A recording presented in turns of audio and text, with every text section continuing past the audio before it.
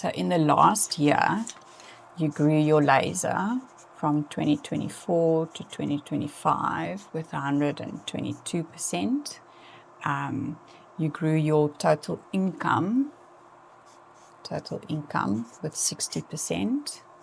And then your retail, you actually grew with 64%. Okay. Yeah. In a third year, massive growth still. Yeah. And your best month was in your second last month.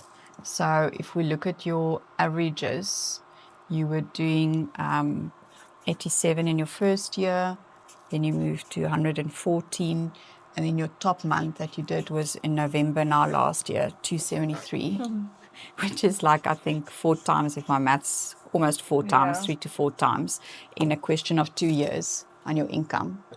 Yeah.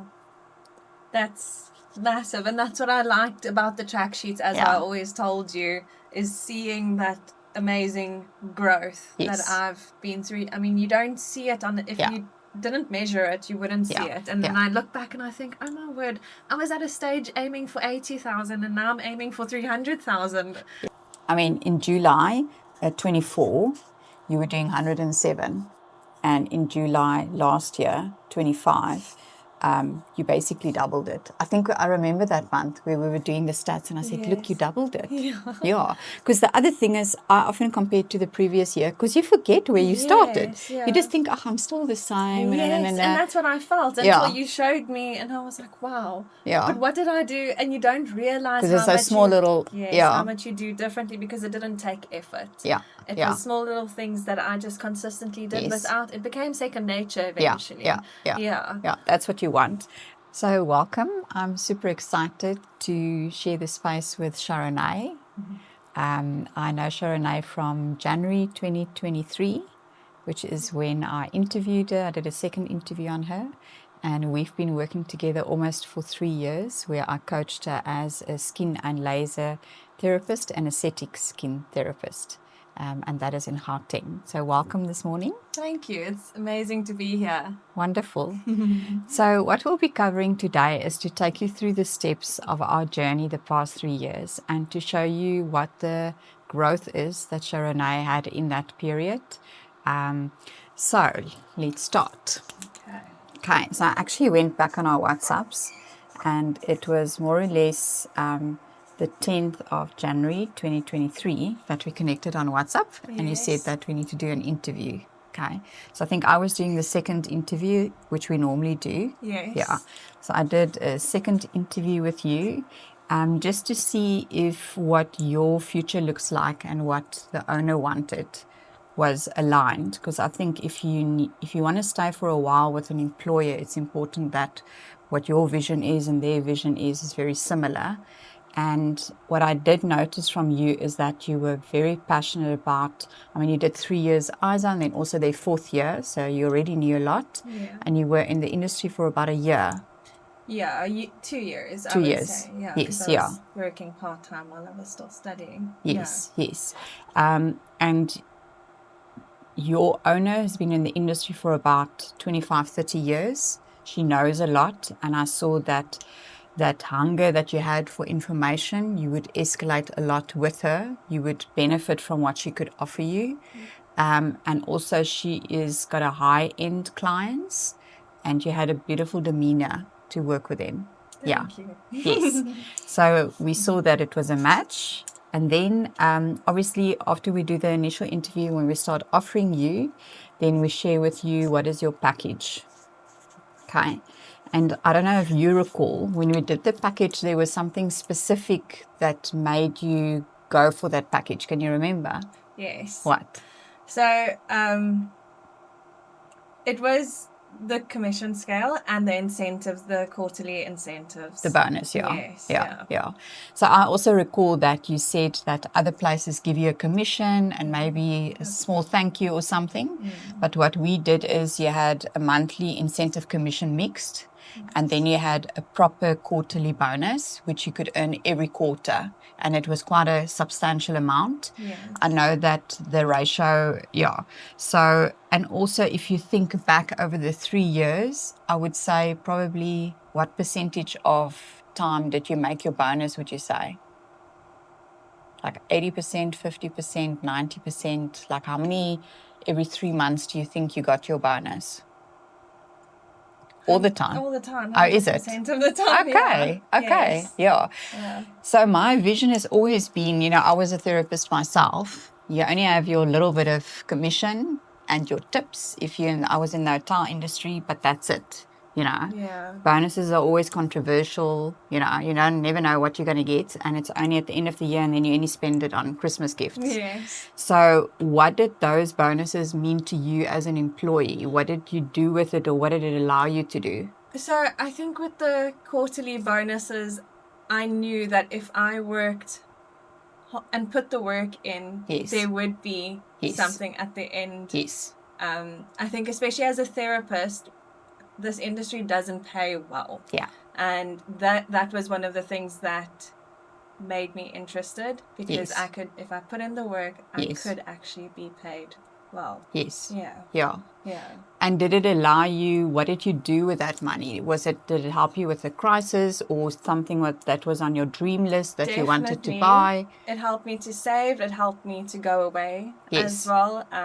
One of the things that I worked on was trying to put in that mental health space and going away and going to visit family, and it definitely helped me a lot with that. Yeah. Just as you think, oh, I don't have enough, then the quarterly. Yeah, it's like an injection. Yes. Yeah. Then you're like, okay, I can do this again. Yeah. So what we basically based the bonus on was you had different levels of targets, and as long as you did the average of one of those levels over a 3-month period. So the benefit to you is that you get rewarded for your hard work. The benefit for the business is that there's consistency in income, that if you do poor in 1 month, you can still do good in 1 or 2 months and still make your bonus. So you got time to catch up. And there was many times that happened, that 1 month I would do not so well, and then the next 2 months all of a sudden I do really well, and that added up. Yeah, it balanced out. Yeah. So it's not like with an incentive, if you miss it, you missed it and it's gone. Yeah. Okay, cool. Perfect. All right. Now, you were employed in February 2023. And then what I normally do with new employees, we start with a whole training part. So our first year really was about training and building into you, investing in you. So I know that we focused on growth training. We focused on what are the 3 ways that you grow your income. We went into those 7 keys that you do, how you build your column. We went a lot into retail. In between, we also went into client care. And then we also went into disc personalities. Okay. So going through this process of training, I know you only had one employer, like permanent employer before. Did that make a difference for you? Did previous employers do it? How did you find that? No, they didn't. Previous employers, they just left you to be, and you didn't know where to grow or how to do better, or any of that. And after this training, I mean, I've changed so much. I've grown so much, especially with this disc personality, and noticing a certain personality walk into your treatment room. It helped me know how to approach people as well. So I actually went back to go and look at your disc, what your disc split was right at the beginning. So you were 35% D, and then your I was 20%, and then your S was 36%, and your C was 9%. Okay. So can you remember what this meant? Yes. Yeah. The dominant. Yes. From the D. Yeah. Then, so that is more like a strong, outgoing. Yeah, very driven. Yes. Yes. Also good with making money. Very good with managing your time. Like to fit in as much as possible in least amount of time. And task driven. Yeah. Okay. And then the I was the more chatty. Yeah. extrovert people. Yes, extroverted people will tell you everything about their life. Yeah. That type of So person. that one is a little bit lower. If we think there's 4 sections, then 25% is an even split. So your dominant one was the S, your second one D, and these two were your lower ones. So your S was your highest one, 36%. It's 11% more than a quarter. What does the S mean? I think you know very well. So yes, I am 100% an S actually. Yeah. So that's the more sensitive, quiet, reserved. Yes. Doesn't like people. Doesn't like conflict. Yes, conflict at all. Yeah. Runs away from conflict. Yes. But, yes. Yeah. And doesn't easily talk about things. So bottles it up, even though it's a problem. Yeah. So I think I have seen in our industry, I'd say 80% of all the therapists that I work with are dominant S. It makes sense because you're a good listener. Yeah. You're very caring and nurturing. You don't fight with the client. You just want it to be happy. You want to keep the peace. You're very calm. You're patient. You love people, but you're not all over the show. Yeah. The challenge is that in our industry, and I learned it to you with time, what did I say? You are the expert, therefore you should what your client? You should guide or lead your client. Lead your client. So the S is a follower. Yes. So they're always going to wait until our client asks, what would I want to buy this? What do you suggest next? But you are the expert, so you should be saying, prepping her profile before the time, looking at, okay, we're going into autumn now. How are we going to prep her skin for winter? What did we do last winter? How are we going to up that and all of that? So you had to learn to lead, which I think is a challenge for a S.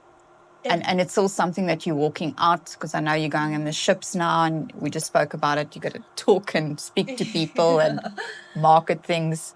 Yeah.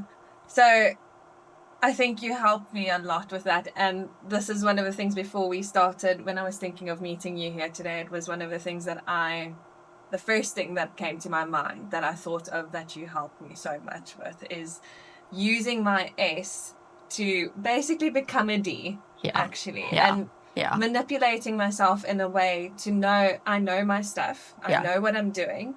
So why should I be reserved? I need to tell this client this is what they need. I know what they need. Yes. And I think along with time, my D increased as well. Yeah, because I think last year we did a test again and the D was much higher. Cool. So your C was 9%. That's your very detailed, structured documents and all of that. So obviously you had to do some tracking sheets for me, which the C is maybe not your thing. And I always had a deadline before our meeting on a Tuesday, 12 o'clock on Mondays, and we had special moments there. Lots of grace.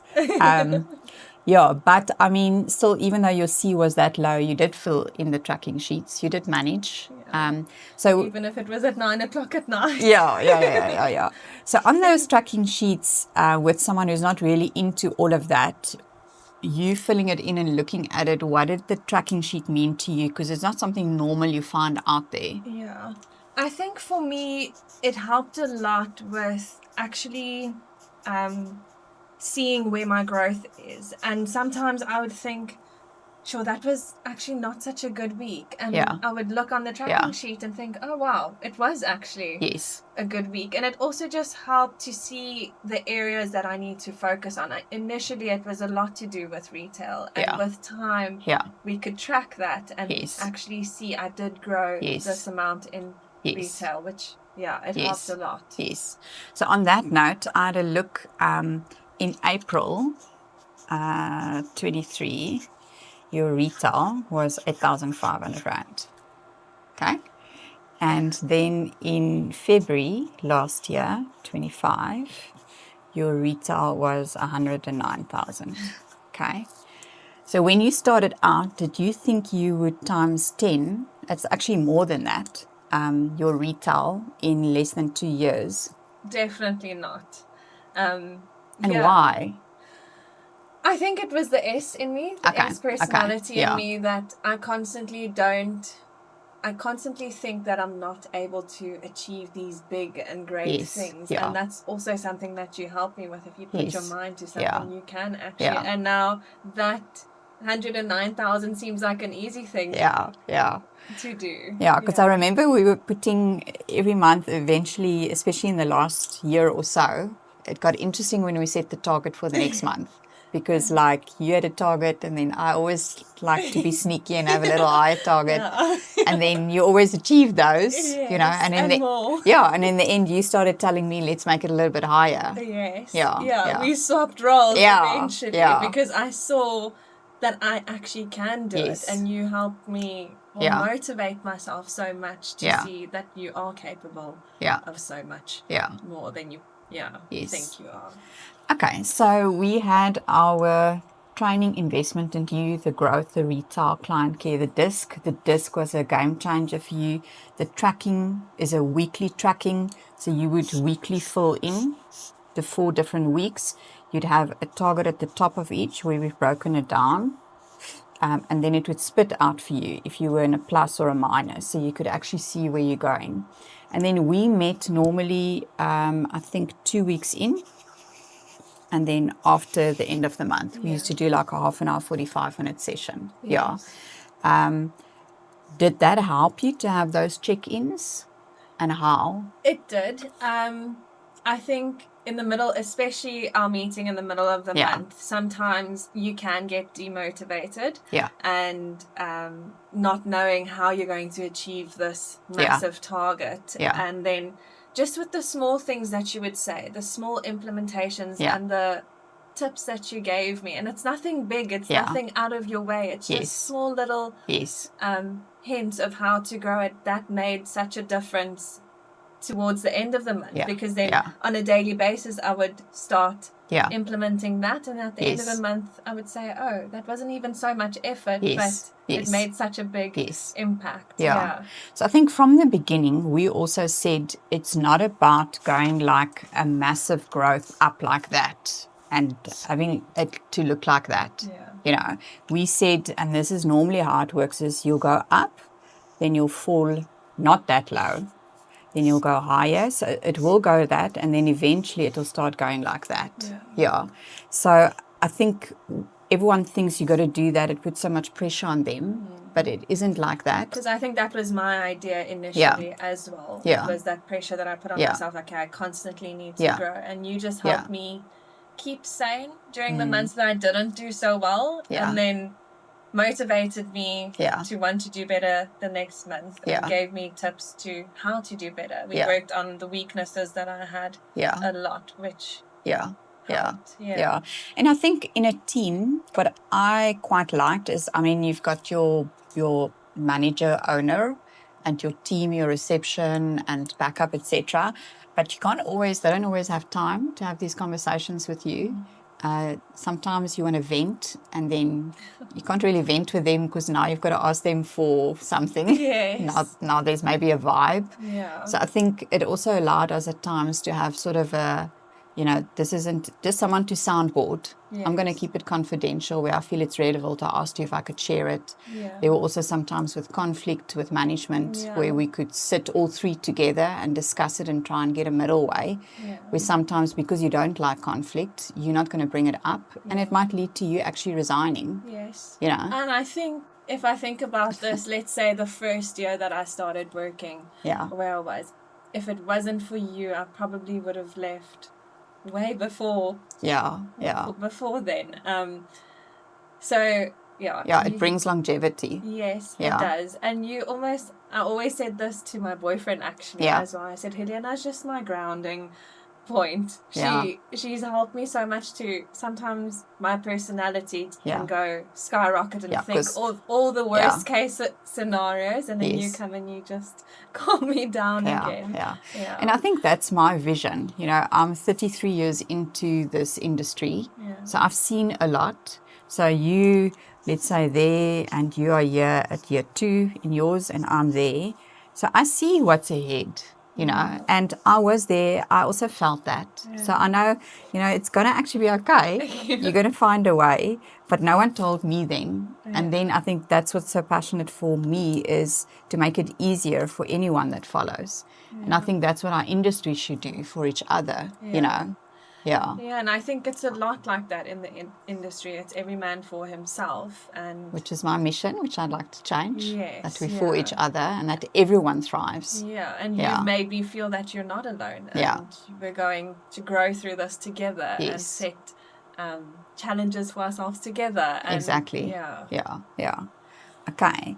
All right. Then after that, we also had actually on the 13th of March, you joined our first business sanctuary.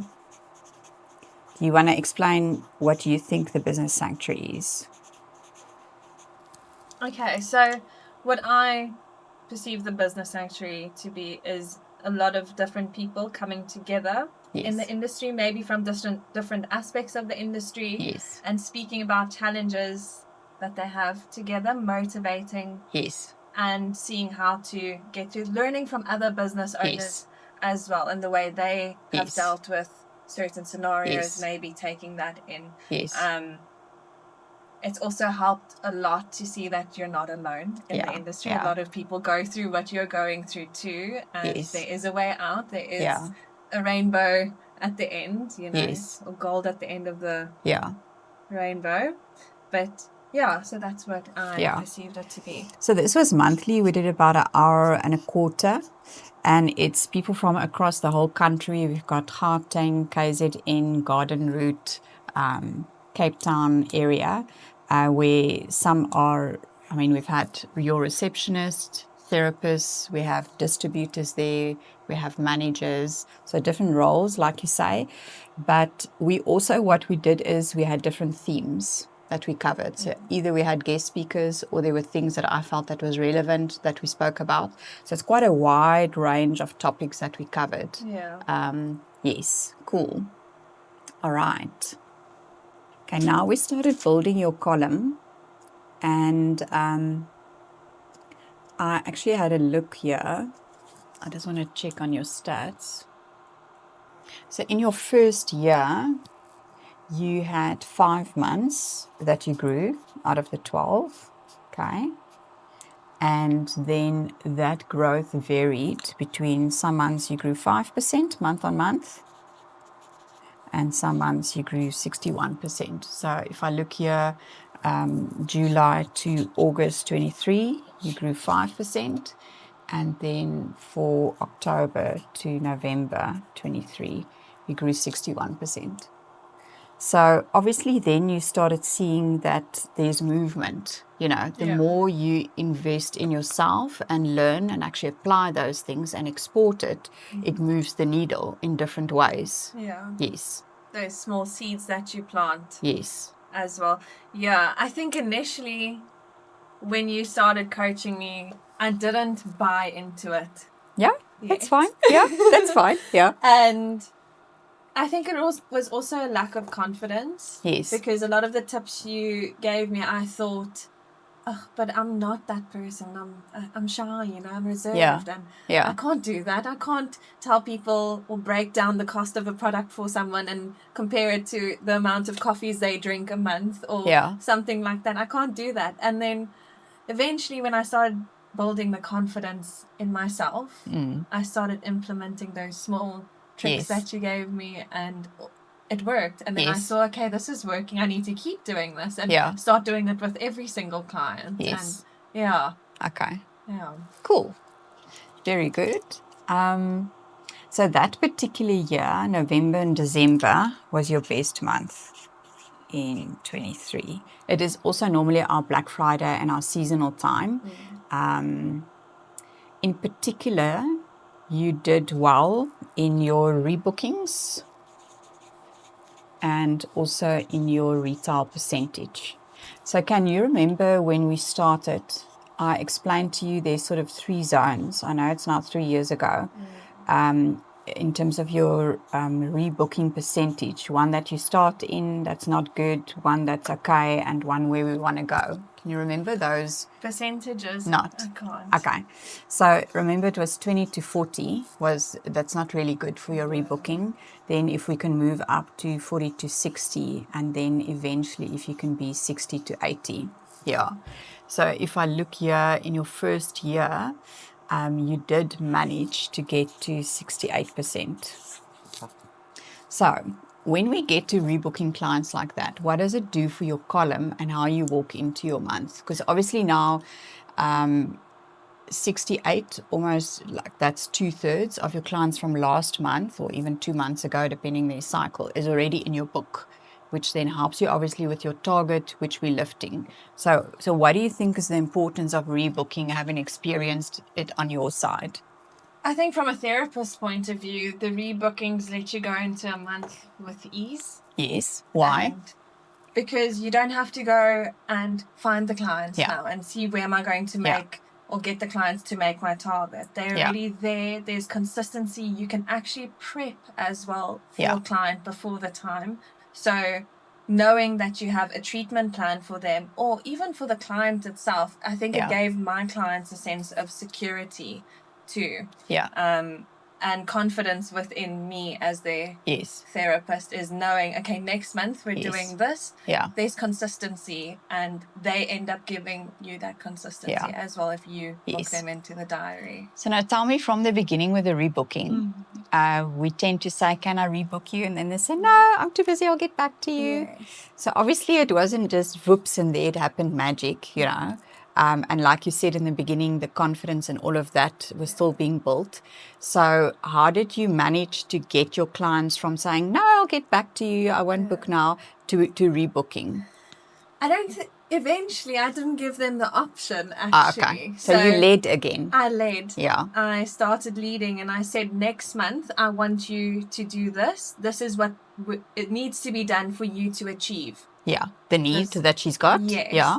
And if I don't see you, yes, we can do it in 6 weeks' time. Let's say they don't have the budget to do it monthly. Or they're just really busy. Or they're really busy going away, whatever the case may be. Do it every 6 weeks. Yeah.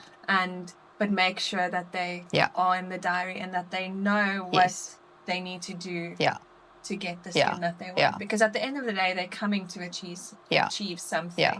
Because the thing is, if they don't rebook, now you WhatsApp them, then they don't get back to you. Now you don't know.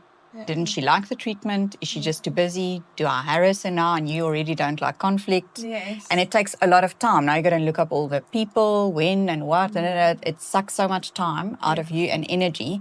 So I think that was a great point, that now your clients are there. You can focus on the client, prepping for the client and having an awesome program for her, versus trying to get the clients to book them, and in between there's no-shows and cancellations. So you never get to prepping or working out a journey for your client, which is actually what you should be doing. Yes. So it takes that whole admin away. Yeah. And I noticed that when I actually started doing it, because of the person that I am, I'm chaotic. Yeah, it's fine. Creative. Yes. Yeah. Yes, that's a nice way to put it. What was I going to say now? It's about the rebooking. So I think you were actually getting people to rebook, and you're all over the show. So it probably helped you. It helped me with my anxiety. Actually, oh, okay. If I can put it that way. That rebooking, knowing what to expect for the week ahead, especially on a Sunday, I would go through my diary and see, okay, these people are booked in. Maybe some weeks I had a fully booked week. So then I know, okay, tomorrow, this is what I need to do. This is what I need to let the client know to prep them for the actual treatment and just remind them. So it took a lot of anxiety away from me more than anything. Which is amazing, because, I mean, I also have children in your age gap. And anxiety is quite a general thing. I mean, I'm not generalizing. There's people that don't have a problem with it. But it's also for owners to realize that you're working with a generation that is part of it. And these are the things that you can do to actually help your employee to enjoy her column, not just only cope. Because I think in the beginning I was just coping. Yeah. And then eventually when there was more structure, yes. I was relaxed and I actually was excited to go and I was excited to do this specific treatment for the client. And then when you're excited and calm and structured as a therapist, the clients will come back and they will invest in you. Yeah. So tell me, so obviously now you've rebooked the client, you can prep properly for the client. Do you think the client experience you differently to someone who didn't rebook them and had to follow up and didn't have enough time to prep and to work out a program? Yeah, definitely. And I think for the client, it also sets a form of excitement. Yeah. Because if I say to them, okay, next month we're doing this. Yes. So let's book you in the diary. This is the amount of time we need. Yeah. They're almost looking forward to that session already as well. And I think in the session itself, they know, okay, this is what I have to expect as the client, and this is what she's going to do, and their structure. And I think for them, it makes them feel safe and looked after as well. Because we spoke about that whole thing of processing in some of our trainings, where if a client knows something quite a little bit ahead of time, she can wrap her head around that, and by the time that you really want to embrace it, then she's very open to it, versus rebooking her, not telling her what it is. She doesn't know what to budget for, she doesn't know the bigger picture where we're going to. She gets there, now you're peeling and she didn't prep her skin, or she's going to in the sun or on a holiday or whatever, and it's a bit of a mess. Let's pause for a moment. You are clearly invested in making changes to grow the income that your therapists are generating for your business. You are 30 minutes into the video, 30 minutes you will never get back. My question is, how much more time can you afford trying to figure it all out on your own? After implementing the steps we are discussing in the video, the change you desire will come, but it won't be easy. It will take much longer when you do it all on your own. If you want to see similar growth in your team members, book a discovery call so that we can get started and I can guide you through the process. If you are not ready yet, continue watching and implement these steps so that you can start moving in the right direction. When you are ready, let me know so that I can simplify and speed up the process for you. Yes, so that was one thing that I had to work on, and eventually when I did implement it and prep them, let's say in winter, we do the more advanced treatments, which also end up being more expensive treatments too. But instead of having a negative way of looking at it from the client's perspective and thinking, oh, this treatment's going to cost me so much money, they look forward to it. And they've got time to organize their budget. Okay, I'm going to keep money aside, or in that time, I'm just not going to do this, and this, because I'm going to come out on the other side in summer with a beautiful skin. And we're going to do the deep work. And it was I think of a few clients when I'm thinking of this now. Initially, they were very budget conscious. So I knew it was a client that I needed to prep and work on, but they had certain expectations. So I had to give them the warning, not warning, but prep them in advance and say, okay, this is what I think your skin will really benefit from. I'm planning on doing this June this year. So then they ask, okay, how much does it cost? Oh, that's expensive. But then every month I remind them, every month I say, this is, we really need to do this. I think you'll really benefit from this. And eventually when that month comes, they're like, okay, I'm ready. So I often talk about the 3-month cycle. So that would have been part later on we got to that. So initially you're just learning all your things, but when you got all the basics in place, so we did our foundation in your first year, then we say, okay, now you've got a blueprint already that you did, you know where your challenges are when we get into the second year, where you actually talk to your client a season ahead.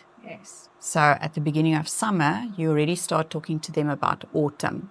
So they've got 3 months to wrap their head around, give you objections around price, around maybe they're going on a holiday into a different weather thing, whatever. Or a wedding that they want to prep their skin for. So that by the time you get to autumn, most of your objections, you've customized it to her. She knows the budget, you know the cycle. So just to get back to the rebooking, we finished on 68% in the first year. And then actually, which for me was quite amazing, when I looked at your stats, you were able, and this is my second thing, So for the next year, 24 and 25, your rebooking was 67 and 67. Okay. So what is this? This is one thing. Consistency. So we spoke about a few things. I always say there's two things that bring success. Okay. The one is consistency. And what is the other one? Excellence. We spoke, consistency and excellence. So I always say the numbers can't lie. And that's why I love the tracking. Yeah. And you cannot do numbers like this over 3 years, that consistency, if you don't have the knowledge and if you don't actually apply it. And I think if someone doesn't walk it out with you, you know, because that's about keeping you accountable, and you have problems along the way, you know, where you got clients. I think, you know, I remember there were like students that moved away. There were students that only came out for the holiday period and then they moved. So you have clients leaving. Yeah. Yeah, I had a few, especially I think it was 2024. Yeah. 2024, where a lot of my clients left the country, moved somewhere else. Yes. Yeah, so there was a dip in my amount of clients and consistent clients. Yeah. But we still managed to. Yeah. Cool. All right. So our retail in our first year, when we look at that, your retail finished at 32%. Okay. So for the retail, we also have a specific, I don't know if you can recall, what was that percentage that we said in our industry to be a health therapist? It's a double digit, the same numbers. What was the percentage that you have to do? Can you remember? I know it's way back. It's very close to that number. It's two of the same numbers next to each other.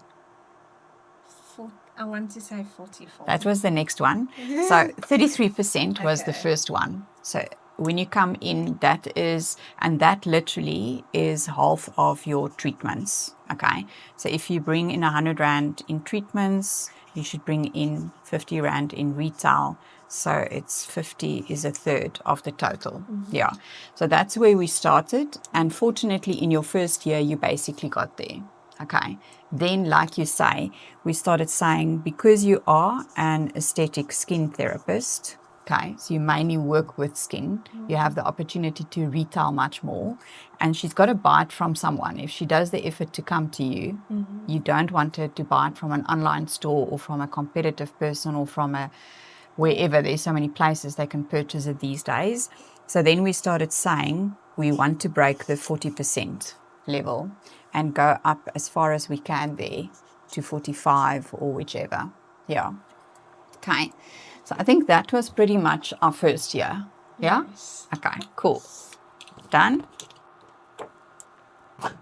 Will you help me there? Thank you. Okay.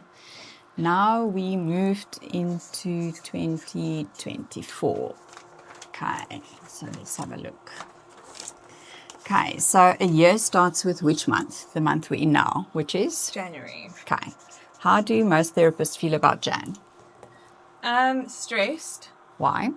Because clients are going to say they don't have money. They've just come back from holiday. Also, schools are starting, so they're spending their money on their children. So, which means that they won't necessarily invest in themselves. Yeah. So when I look in that January, I know that we particularly thought about that before the time. Yes. Okay.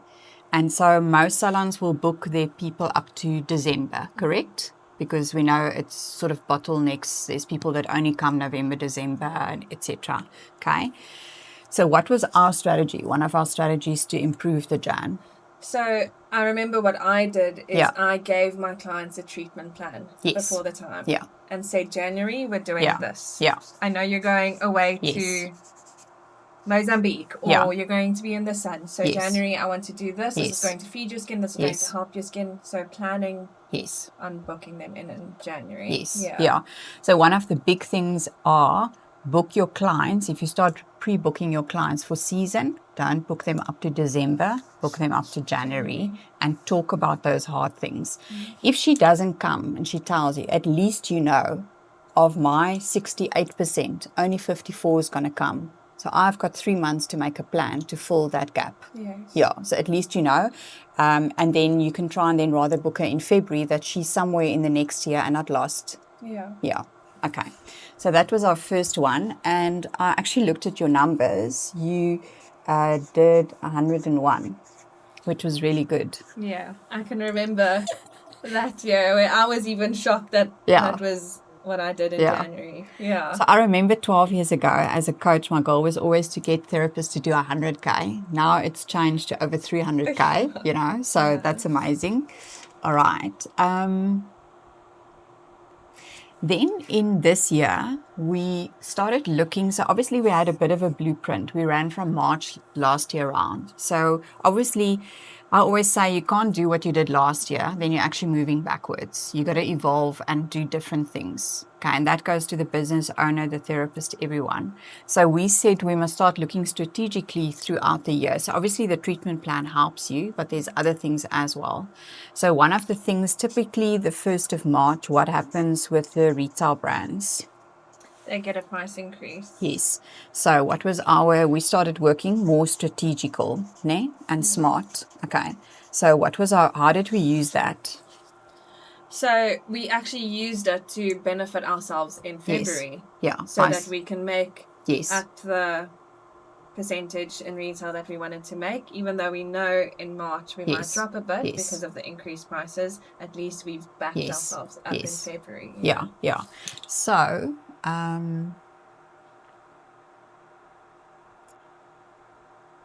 so we used that in February. Then I know that particular year, as some owners do, because they only get the information a little bit late, we only did your price increase for your treatments, I think in April or in May, which then allowed you in February, you could up your retail sales, and then in March, you could up your treatments because the prices went up April, May to get them in to do some of those treatment programs, or maybe the bigger ones in the treatment program that's more expensive at the old price. Yeah. So that's what we did there. Okay. That particular year, your retail grew from 32% to 36%, if I've got it correct. Let me have a look here. Yes. Okay. Why would you say it grew? Because for me, normally, if this is a ratio of income, so a 2% ratio of income growth is normally what I aim for. 4% is double that. So I think the changes started coming in where I got more confident in what I was doing. And then I also realized, although we know this as therapists, that you have to give the client a good home care plan to maintain and achieve treatments. And sometimes, especially with me having my S personality, I don't want to force the client to buy a certain product. But eventually, with that confidence and knowing this is going to benefit the client, I got more confident in selling retail as well. And it was a lot of the things that you helped me with as well, the tips and the plans, and saying, okay, next month, I want you to start using the brighter serum, for instance. So also helping prep. Yes, going into more detail. So in 2023, we gave you all the different skills and the how when we built the foundation. Then in 2024, we started making it really practical and going into more depth with it. And I recall that year, you really pushed. I don't know if you can recall. It was a hard working year. You really worked very hard. You were very focused on using everything. I think you had that base of, you know what you're doing. You understand where your gaps are. You want to close those gaps. Yeah, I remember it was one of my toughest years, I think. And we'll probably get into this a bit later. And then after that year, I decided these are the things that need to be done. So the actual growth, I went to have a look at what was your growth from year one to year 2. So you grew with 30% in that year in your total income. And then in your laser, you actually went backwards because that wasn't our focus that year. Okay. And then in your retail, you grew with 46%. This is now in the rand value upwards. Okay. So obviously you need to grow in your treatments in order to grow in your retail. So also when I looked at the average of clients that you did, in the first year, your average was 60 clients, and in the second year, it was 74. You know, it seems very little, but it is about getting more clients, but also what you do with that docket. Yes. Yeah. So I think you also learned to expand your docket because you were more comfortable now with leading and talking with your clients. Yeah. Yes. Yeah. So instead of doing a basic facial, I got them up to doing a micro needling or something like that. Because I had less time. Yes. I needed to. Because now you got more booked up. Yes. It wasn't they can come anytime or they can do whatever. Yeah. And the thing is, it's very important to start early on with your retail. I mean, if you had only started retailing when you were fully booked, why wouldn't that have worked? Because retailing takes a lot of time, effort. Yeah, but it also takes time to learn how to be a retailer. And also follow-ups. I mean, that year I can remember how much I followed up with clients because I wasn't doing certain things. Yes. You didn't have that result. My life easier. Yeah. I had to constantly work hard. And after I was in bed, I remember I would say, you need to stock up on this product, or I see you haven't been back in a while, or something like that. Which it takes effort. It does. Yeah. And follow-ups is actually the 7th key that I taught you about growth. Yeah. So that is crucial. Okay. All right. In that year, we worked. Let me just see here. Okay, that particular year, you also had a job offer. As with any things, you know, and because we had that relationship, I think we were very professional with each other, but you also become friends. You know, I see parts of your life which maybe not even your manager or your owner sees. And I'm a little bit older. I also have children, so it's easy for me to understand and want to be there, you know. Yeah. So I know that you were open to share that with me, and we sort of on the side went through it and did the pros and the cons, you know, of it. So talk me through that a little bit. Sure. Okay. So it was an exciting job offer. And why? Because they offered you a managerial position. Yeah. But when you sat with me through it and we actually looked at the pros and cons, it didn't... Financially, it didn't make sense. At all. And the amount of effort that I would have put into the job also... Yeah, the return on investment. Wouldn't have made sense. And you helped me realize that, because I think if that happened to me a year ago before I met you, you would have gone for it. Yeah. Because it also aligned with, I mean, you want your own business one day, you want to learn about management. So that was quite, a carrot for you in that offer. And I think one of the key things that we realized through our conversations is you built a foundation in 2023, you built a foundation, okay? Then in 2024, you started really closing the gaps, in that foundation, to have a proper setup.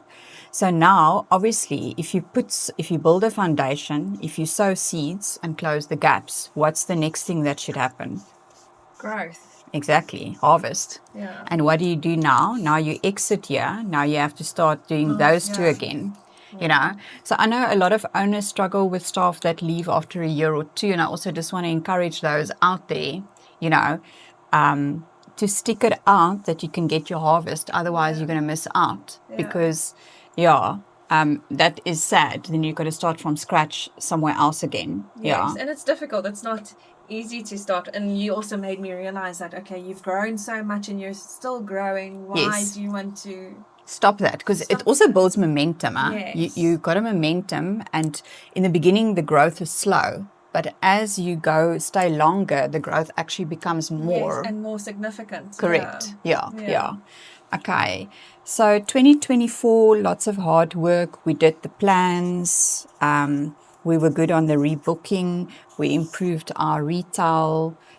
Let's move over to 2025, which is the past year. Okay, so at the back end of 2024, I think you were in your chops. Huh? Yes, I was mugh. Yeah.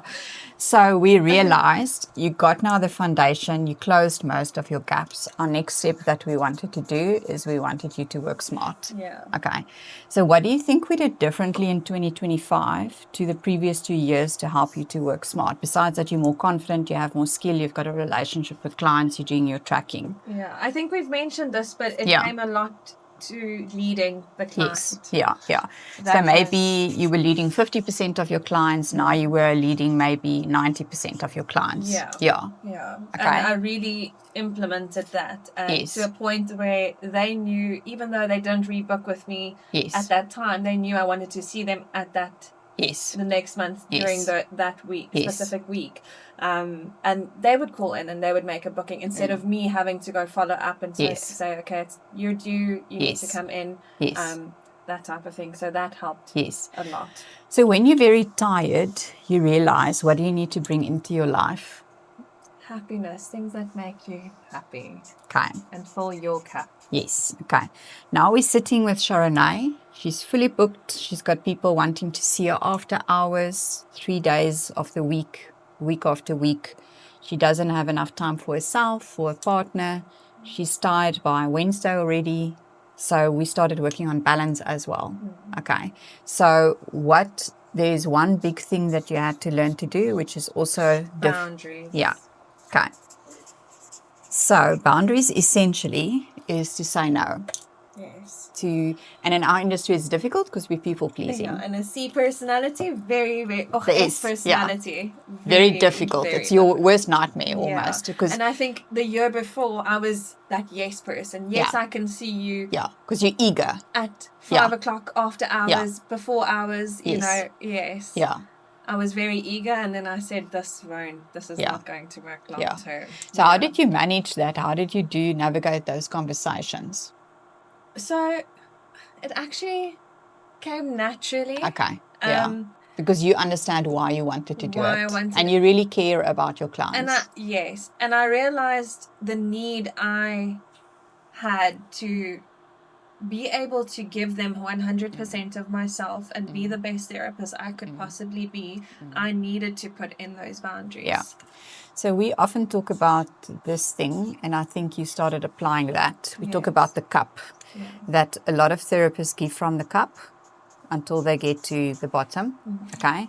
But essentially how it should work is that your hours should be balanced. There will be times where it's out of whack, but you should have time to do things to have overflow, and essentially you give to your clients from the overflow that your cup always stays full.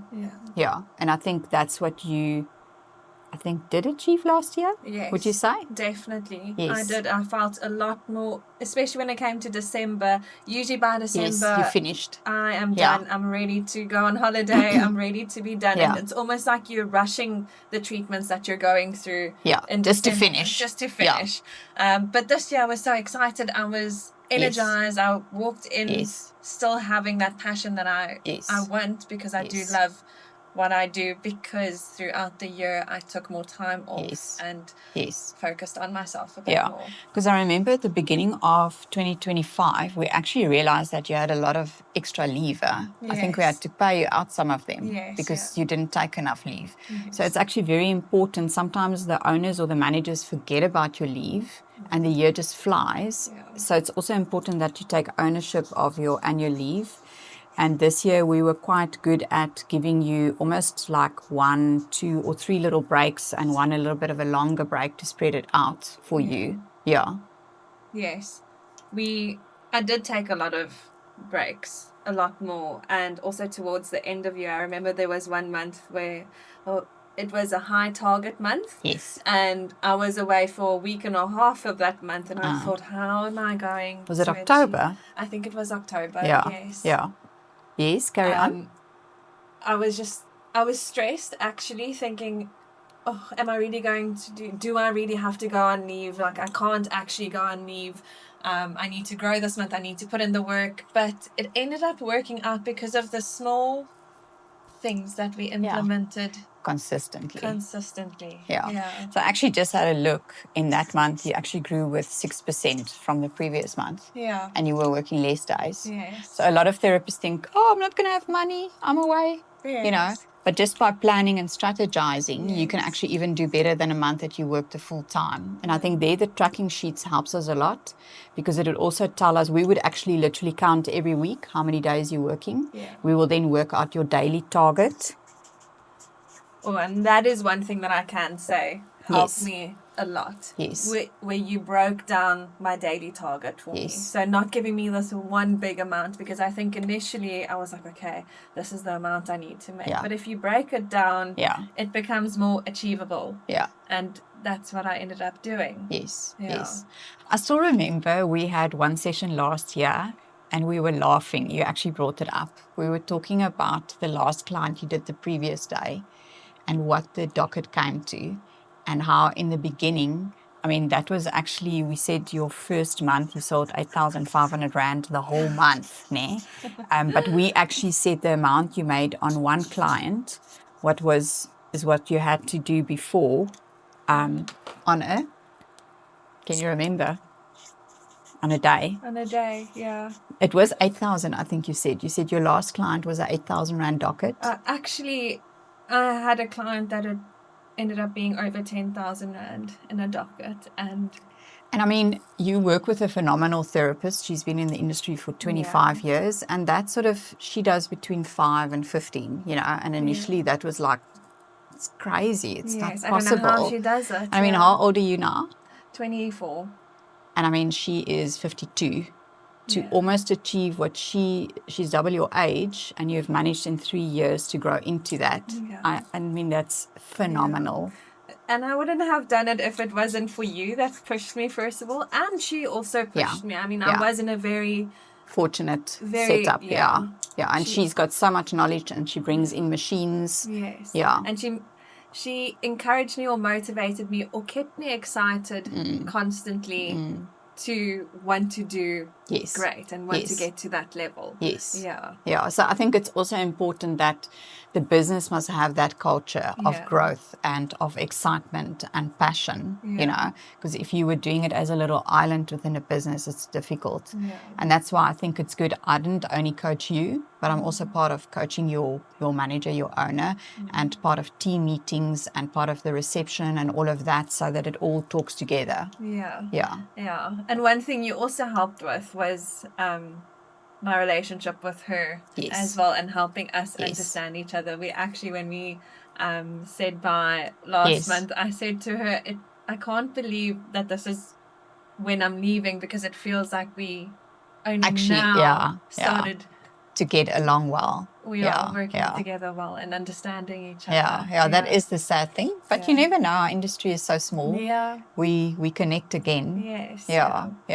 But at least you could finish like that. And that also gives people hope. You know, when you start with a manager or an owner, through coaching and growth and all of that, it can work out. You shouldn't be so black and white, so two-dimensional about it, you know. And I think initially I started like that too. Gina was a very intense person. For my personality. She's very I personality and she's very D.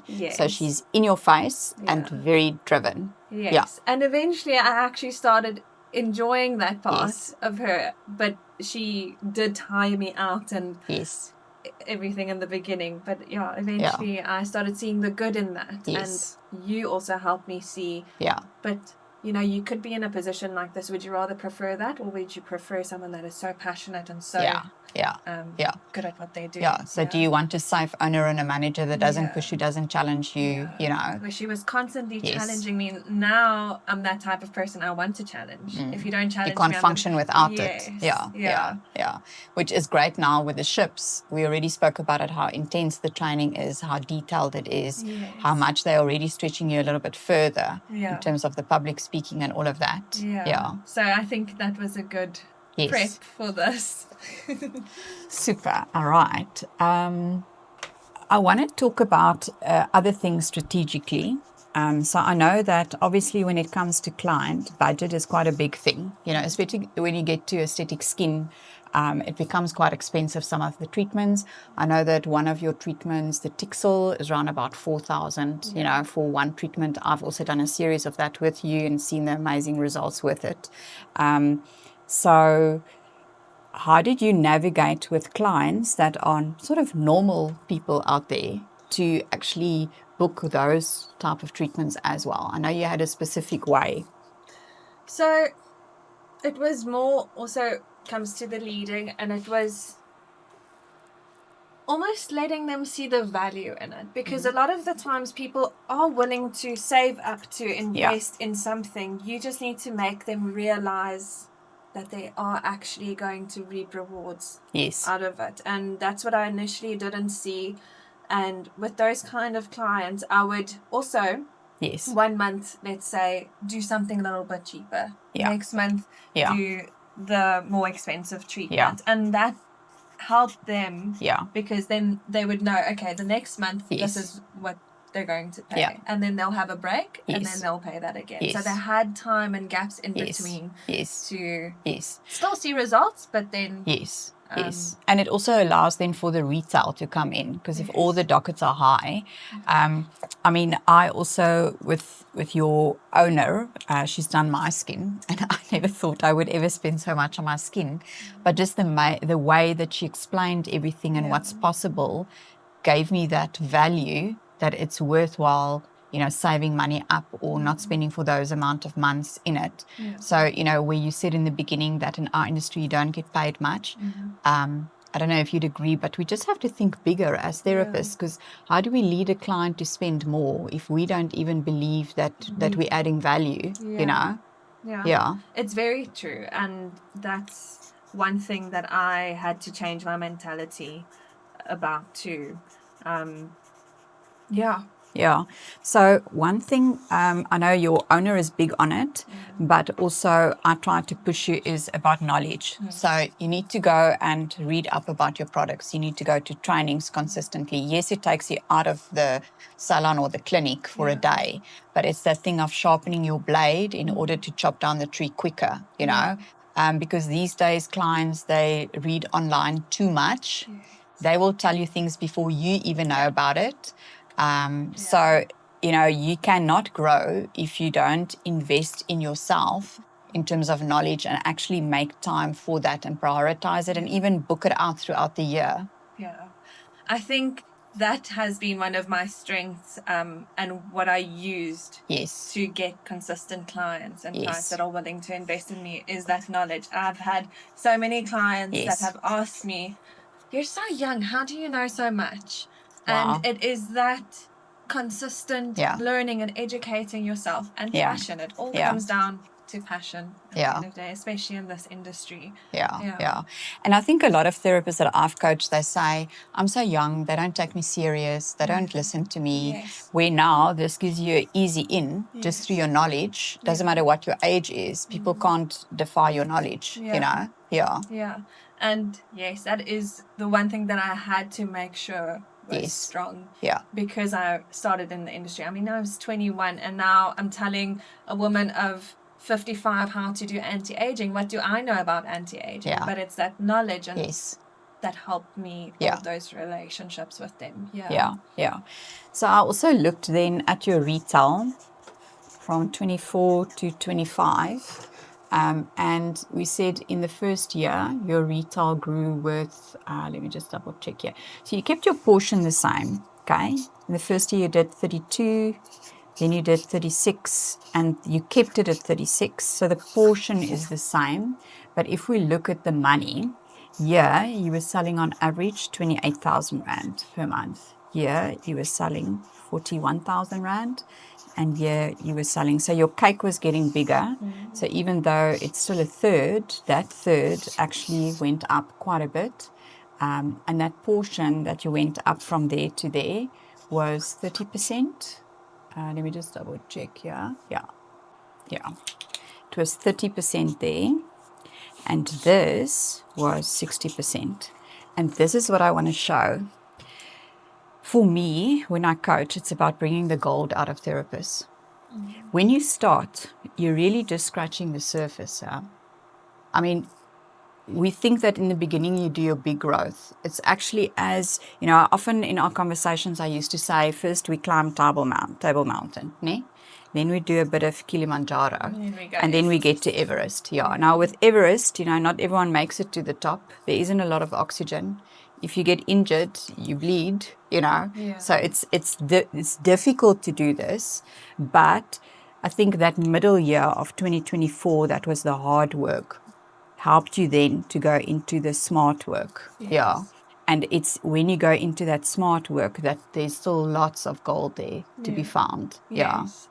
Yeah, lots of growth and lots of more rewarding growth, if I can. Yeah, like you actually enjoy it. Yes. You know, it was grinding in the second year, but now you actually flowing. There's a rhythm. That was me in 2025. 2024 was a rough year. I almost lost a bit of my passion during I remember that year. Yeah. And 2025 was, I found it again, and I wanted to do more. I wanted to still grow. Yes. And as I started seeing, okay, but it is possible with still maintaining your mental health. Yes. Then it becomes exciting. It becomes, you want to do more. You know? So a lot of people don't want to do mental health and spend time on themselves. They feel guilty because they got to work hard. They got to make money. But actually, by resting, you work better. Yes. You work smarter. Yeah. And I think that's a learning process a lot of people have to go through. They first work hard, then they make all the mistakes.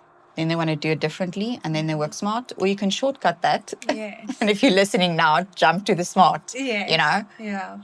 Yeah. And you helped me a lot with that. I think I would still be that chaotic, crazy therapist. Now I see, okay, but it looks like a big target. But if we break it down and implement these small things that are going to help you work smart and achieve it, then it actually comes naturally. Yeah. So I know that here at the end, let's take this one away till it's finished. Okay, so in the end, your total income. So in the last year, you grew your laser from 2024 to 2025 with 122%. You grew your total income with 60%. And then your retail, you actually grew with 64%. Okay. Yeah. In a third year, massive growth still. Yeah. And your best month was in your second last month. So if we look at your averages, you were doing 87 in your first year, then you moved to 114, and then your top month that you did was in November now last year, 273, which is like, I think, 4 times, if my maths, almost 4 times, 3 to 4 times in a question of 2 years on your income. Yeah. That's massive. And that's what I liked about the track sheets, as I always told you, is seeing that amazing growth that I've been through. I mean, you don't see it on if you didn't measure it, you wouldn't see it. And then I look back and I think, oh my word, I was at a stage aiming for 80,000 and now I'm aiming for 300,000. That's now a weekly target, what it used to be your monthly target. And it's really what you say, it's those common sense, simple things that you apply every day. It's not rocket science. No. It's just that consistency. And I think, like you said in the end, to work with your passion. Don't lose your passion. Enjoy what you do.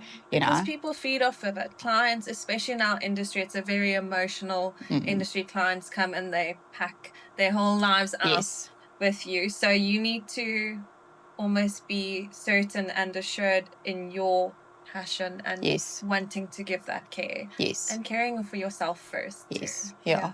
Also some awards. I know that with one of the brands that you stock for the 2 years that you were there, you were I think the top stockist in Gauteng. So top stockist. If you look back, what would you say are you most proud of yourself? Sure. Yeah, think a moment.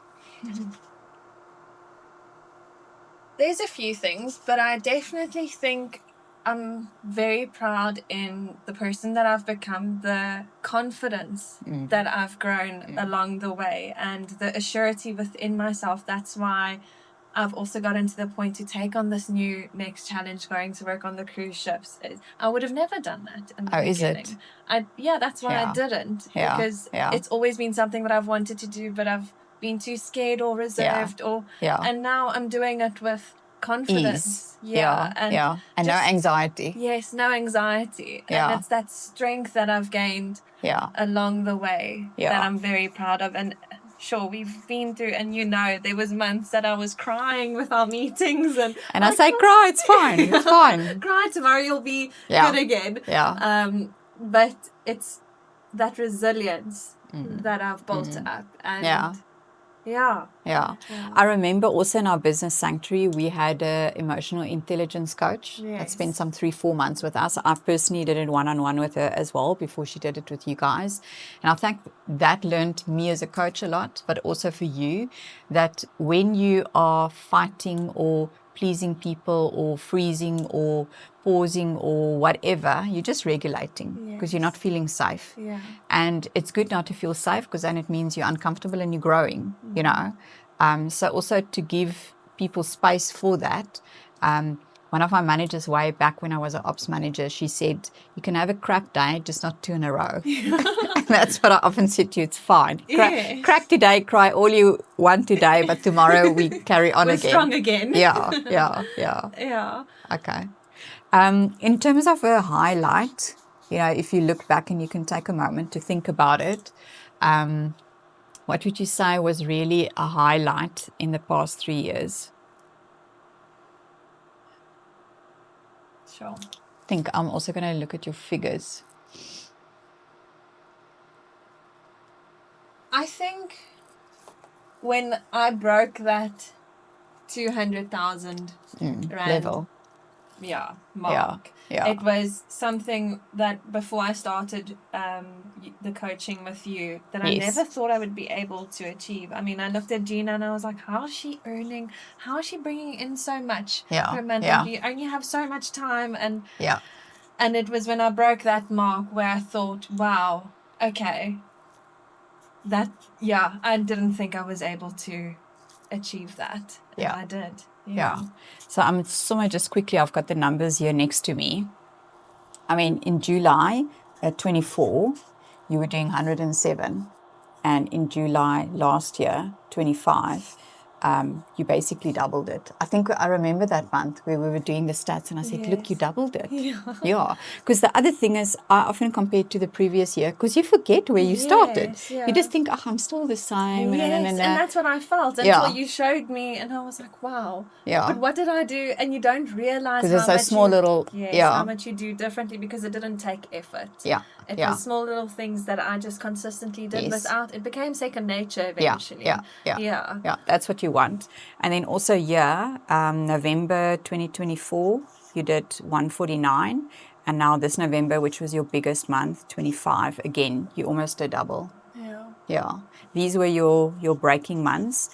For me, what I really liked in the end is, I mean, you were always like hesitant when we spoke about the target, because you knew I was going to push you, and you was already thinking, how are you going to stop me to push you? And then, I mean, there was literally not 1 month where you didn't make what I asked you to do or what we agreed on. But what I liked in the end, you were telling me, let's go a little bit higher. And I often say, when people that I coach can coach me back, then I know we've arrived.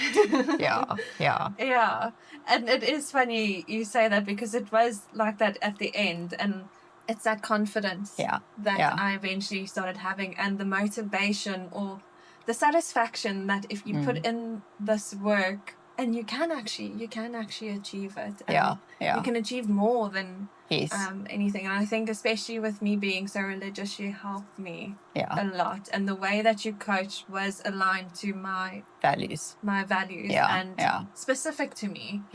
And that helped a lot. I think that's what I really like about the coaching. You know, I worked for a company for 15 years. Now I have my own business, so you can sort of make and break your own rules. But to customize it to each specific therapist is what makes it special for me. You know, I always say, yes, I'm coaching an employer's skin therapist or aesthetic skin and laser therapist, but I'm also coaching a potential wife and mum and sister and daughter. You can become a better Charone to your partner, to your colleagues, to your mum, to your whatever, you know. So I find it such a privilege to have that influence in someone's life, you know. And you definitely had, I think, more of an impact than you actually think in my life. It's a pleasure. Yeah. So it was an amazing journey with you. Yeah. Like Kriege always says, they all cry at the end. In our shooting. Okay, cool. Let me see if there was anything else that I wanted to cover. I just want to chat. We did say about the growth on your total. So just to wrap it up, a snapshot, okay? So with our rebooking, we started out at 68. So these are our 3 years. So that was 23, 24, and 25. You were able to maintain it at 67, so we got that consistency, which is massive. You know, it's not easy to get consistency. Then when we did our retail, we started at 32%, and then we were able to keep it there even though the cake grew. So again, that consistency. And then with your total income, your growth from year to year was 30%, and from there to there was 59%. So there's still lots of growth to go, And then in your final year, you broke the 200 twice, and actually quite close to each other, because the one was in July and the other one was in November. So that's also what happens. Things get closer and closer, where in the beginning you just got to push through. You only get these small little highlights, but in the end the highlights are quite closer. Yeah. Cool. I think from my side, thank you so much. It's special to be face to face. The people out there won't know, but I actually coached you in 3 years, and only I think I saw you twice physically. Yes. So we were doing everything on Zoom. So that is actually possible. And it felt still so personal. Over Zoom. It actually felt like I was in person with you. But thank you too. You are amazing at what you do, and I actually want to take you with me onto the cruise ships, because I know I'm going to need you with certain things. So from my side, thank you for the privilege. Thank you for being teachable, and actually taking those things, and when I'm not there, that you were diligent on it. Thank you for this beautiful journey that we wrote together. You know, nothing can buy that, you know. The proof is in the pudding, and there's lots of harvest waiting for you. You've got a great foundation. I appreciate your time. I know that you've got a hectic schedule. You are busy studying for the ships, doing lots of exams Monday to Friday. So thank you for taking the time out. And of course, I have told you many a time, but I'm super proud of you. Thank you. And this I wouldn't have been able to do without you. And knowing that I can do more, I also wouldn't have been able to do. You've opened my eyes to so much, and made me see that there is so much in front of me. You know, the world is my oyster. And thank you for making me see that. If you had to describe this whole process, if you had to take 3 words to describe, key words, what would you use? Take your time.